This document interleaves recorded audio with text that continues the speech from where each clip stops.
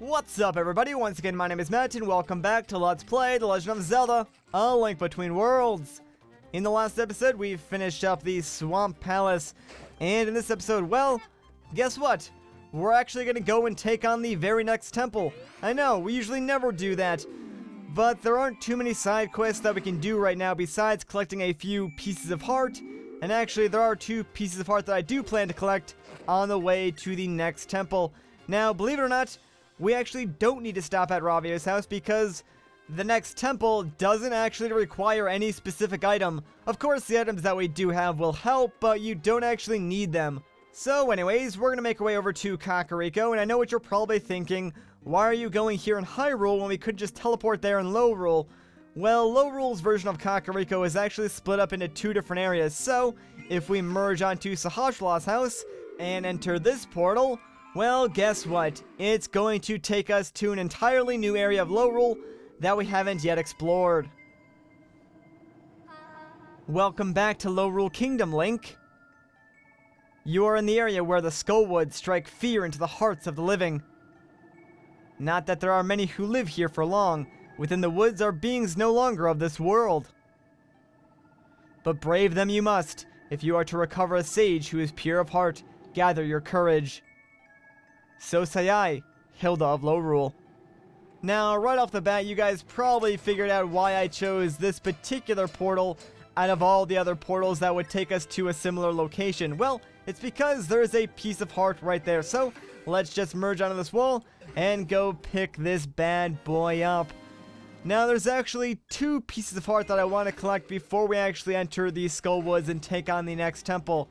The second one is over by where Ravio's house would be in Hyrule, so we have to kind of traverse Lowrule Field a little bit to make our way over there, but it's really not that far away. There's actually a portal to Lowrule or Hyrule inside of Ravio's house, so alternatively you could use that, but I don't know, I just like the one behind Sahasrah's house.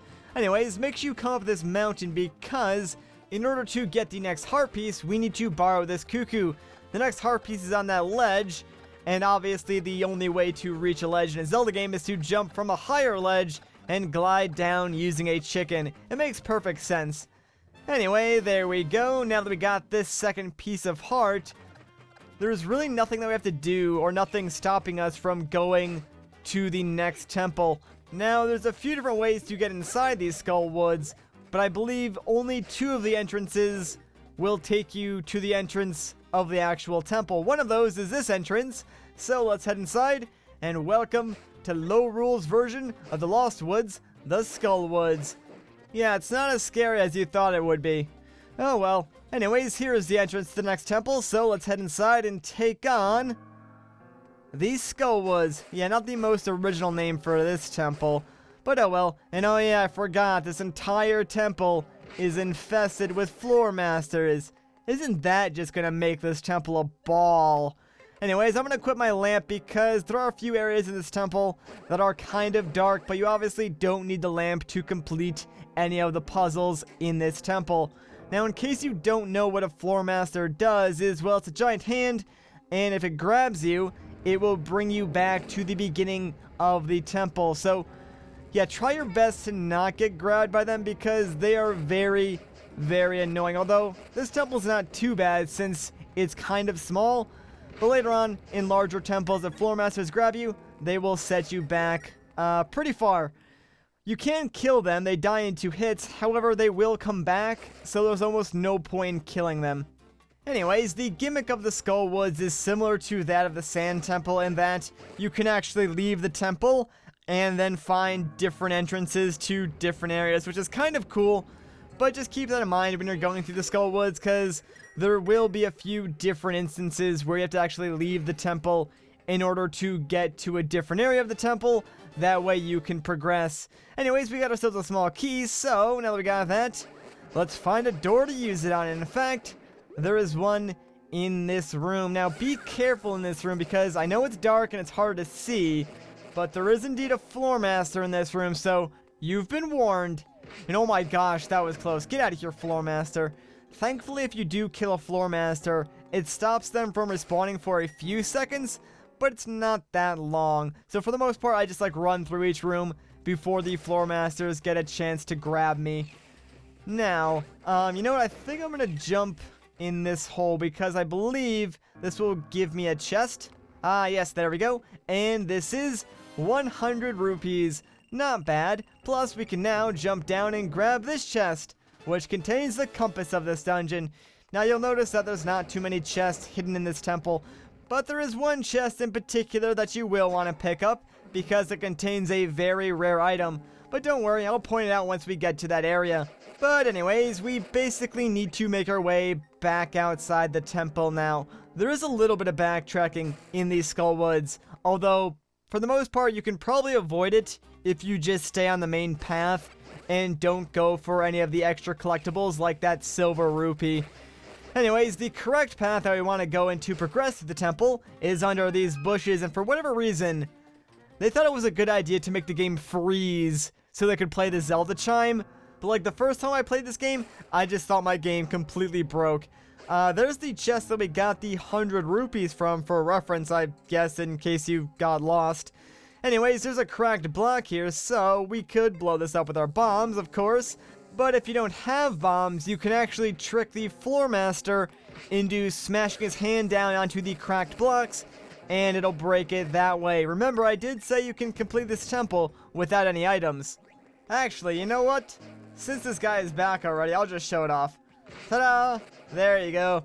Simple as that. It takes a little bit longer than using the bombs, obviously, but, I mean, it gets the job done, so what can you really say? And obviously that button creates a bridge back to the original area, and this chest contains a small key, so now we can open up that locked door that we saw earlier.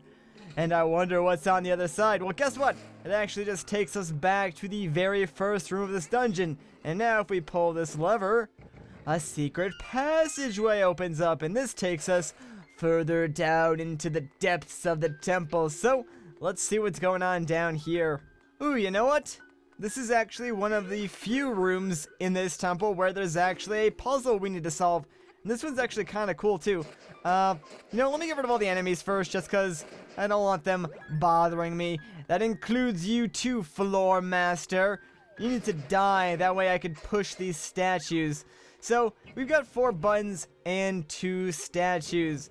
When you put a statue on one of these buttons, it causes a part of the wall to jet out. So obviously, what you want to do is figure out which buttons cause an entire, like, wall bridge to appear, and those 2 buttons are the ones on the left. So if we push that there, it should complete the bridge, and now we can merge onto this wall and simply walk across to the other side and pull this switch or lever or whatever you want to call it, and ta-da, there is a shortcut for us. You know, there's a lot of shortcuts that you can make in this temple, and I guess the only reason why they did that is because this is like the first area where you encounter floor masters, and they want to make it easier on you if you do get captured. Oh, now this is kind of cool too. So we've already seen that floor masters can break blocks. Well, they can also hit buttons. So if we just position him on top of that button, check it out, he will activate this moving block for us, and we can now use it to cross over to this side and hit this button again, creating a nice little shortcut for us. And oh no, we're locked in this room. Whatever shall we do? Well, this is just another one of those kill all the enemies in the room to progress areas. And we can actually use the floor masters to kill the Gibdos on these 2 like higher up platforms. I believe you can also kill these guys by like throwing bombs up there. But there's just something so satisfying about using the floor master to kill them. Plus they kill them in one hit, which I think is faster than using the bombs. I don't know, I'm not really sure. Anyways, we're like almost done with this temple, believe it or not. There's really only 2 major things that we have yet to do, and one of those is getting the boss keys, so we'll be done shortly, and I'm just gonna merge onto this wall to avoid this floor master. I don't want to deal with him, and ooh, wait, aw, dang it, I kinda wanted to kill him. Oh well, doesn't matter. We should be safe for the most part since we are under these grates for like the rest of this room, and inside this chest we've got a small key, which we're just gonna immediately use on that door right there. So unfortunately we don't get to hold on to this key for very long. It's like we just met him, but now we have to give him away. I'll miss you, Small Key. You were like my best friend, even though I only knew you for a few moments. Anyways, in this room, what I like to do is just Pegasus boot my way all the way to the other side, because... Oh, whoops. I meant to light that on fire, and now we've got to fight these two Gibdos. And wow, that bomb actually damaged the Gibdo, so I guess that works out in the end. I will take it. Sweet. Oh, actually, you know what I forgot to point out? In the last room, that's where the boss door actually is. Not really that useful to us now since we don't have the boss key. However, that will change because in this room, we've got these two little eye switch pedestals, and one of the eyes is over here, and we've already seen this puzzle before in the Dark Palace, so yeah, you guys can probably put 2 and 2 together and figure out what this room is all about. Anyways, check it out. There's the large chest that contains the boss key, and of course it completed that bridge that allows us to access this side of the room. And here is where we will find the next eye that we need to complete that eye switch. Now for the most part, we're just going to run through here, and there's a second large chest. I wonder what's inside that chest. It's something very important. We're going to want to pick that up. Right now though, there's really not much to do inside the temple, so let's head outside. Both the second large chest and the second eyeball that we need are on like higher ledges, so essentially we need to fall down on top of them. However, we've got ourselves a small chest that contains 50 rupees. Even though that's not inside the temple, I still wanted to collect it. I consider like this outside area part of the temple. Now this is where it can get confusing. I actually think the hole that we need to fall down is this one. I'm pretty sure this is right. And yes, it is. Alright, sweet. Now we can just merge onto this wall, and check it out. Here's the second eyeball we need. But before we go down there, merge onto this wall, because we can also reach the second large chest, and this contains another chunk of the Master Ore. So now we only need one more piece of Master Ore before we can temper our sword for the second time. And you know what? I'm actually going to kill the Floor Master in this room. Now, the Floor Master in this room, when you kill it, it actually takes quite a while before it respawns. In fact, it takes almost exactly the amount of time it would take you to carry this eyeball all the way to the other side. So, if you kill it after you throw the eyeball down, chances are you should be safe to bring the eyeball all the way to the eye switch. If for whatever reason you're not quick enough, or he does like spawn back, you can duck and cover under a few of those grates like this one, or just merge onto a wall after you throw the eye to a safe area. But it looks like we don't have to do any of that because we've pretty much made it. So let's just throw... Come on, man. That totally made it. Get in there. Oh, and the Floor Master actually just now respawned. What are the odds of that? Alright, come on, Floor Master. Come down here. That way I can kill you so I can safely grab this chest. Alright, there we go. And now we've got the big key.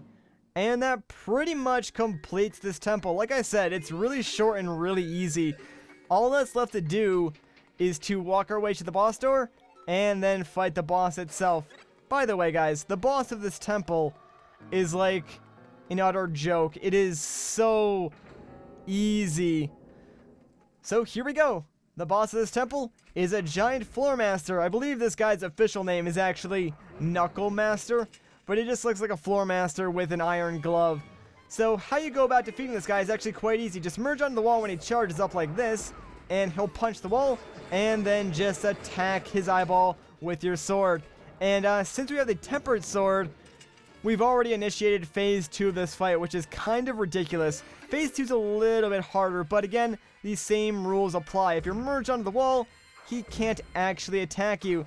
So in phase 2, he is just going to like slam the palm of his hand on the ground, and of course, if you're under him, that's going to hurt. However, if you merge on the wall, you can dodge all of his attacks. He'll do that for a while, and eventually he'll charge up again, and all we have to do is merge onto the wall, and then attack him like we did before. And since this is only a 2-phase boss, all you've got to do is like rinse and repeat until the boss eventually dies.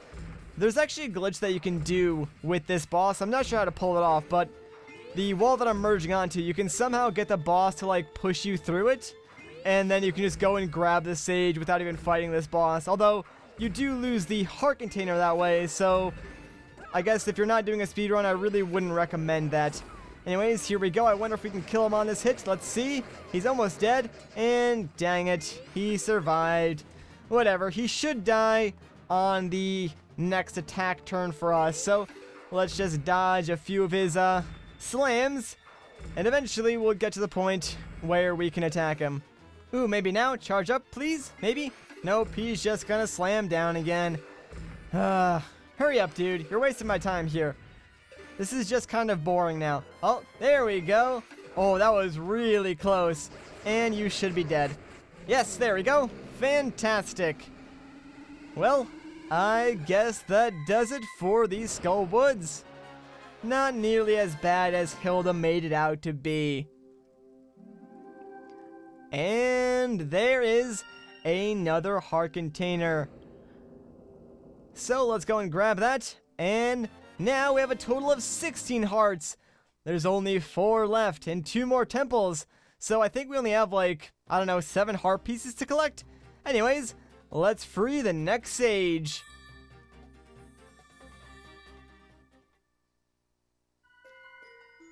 And I wonder who it is. Check it out. It's Saris. Ah, I see. My little friend from the sanctuary. You've come to my rescue, have you? Yep. Bless your goodness. How strong you must have gotten since then. But it still seems you have further yet to go. You must save all 7 of the 7 sages. Please, I beg of you, save all of us, or peace will never return to Hyrule.